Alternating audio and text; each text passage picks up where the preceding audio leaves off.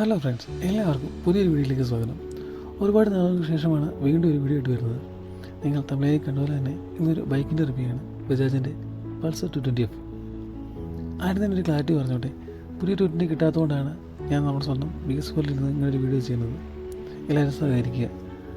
അപ്പോൾ എല്ലാവർക്കും ഒരിക്കൽ കൂടി വീഡിയോയിലേക്ക് സ്വാഗതം. ബജാജ് അവരുടെ ഏറ്റവും പുതിയ 2026 മോഡലുകളായ പൾസർ സീരീസ് ലോഞ്ച് ചെയ്തിട്ടുണ്ട്.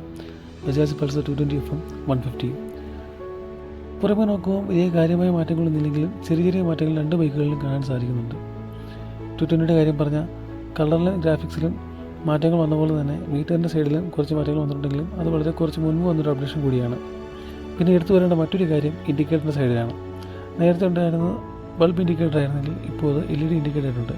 കുറച്ചുകൂടി കാണാനും രസമായിട്ടുണ്ട്.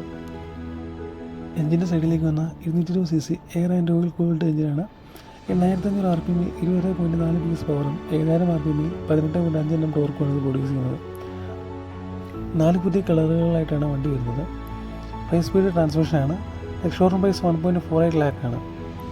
ഒരു സമയത്ത് 220 ഉണ്ടാക്കിയോളം ഒട്ടും ചെറുതല്ല. ഡിസ്കണ്ടിന്യൂഡ് ആയിട്ടും ഡിമാൻഡ് കാരണം റിലോഞ്ച് ചെയ്തിട്ടുള്ളൊരു ബൈക്ക് കൂടിയാണ് ബജാജിൻ്റെ പൾസർ 220. ഇന്ത്യയിൽ നന്നായി അംഗീകരിക്കപ്പെട്ട ഒരു entry level performance motor cycle കൂടിയാണ് ബജാജിൻ്റെ പൾസർ 220F. അപ്പോൾ വീഡിയോ നിങ്ങൾക്ക് ഇഷ്ടമായിട്ടുണ്ടെങ്കിൽ സപ്പോർട്ട് ചെയ്യുക. മറ്റൊരു വീഡിയോയിൽ കാണുമ്പോൾ എല്ലാവർക്കും ബൈ.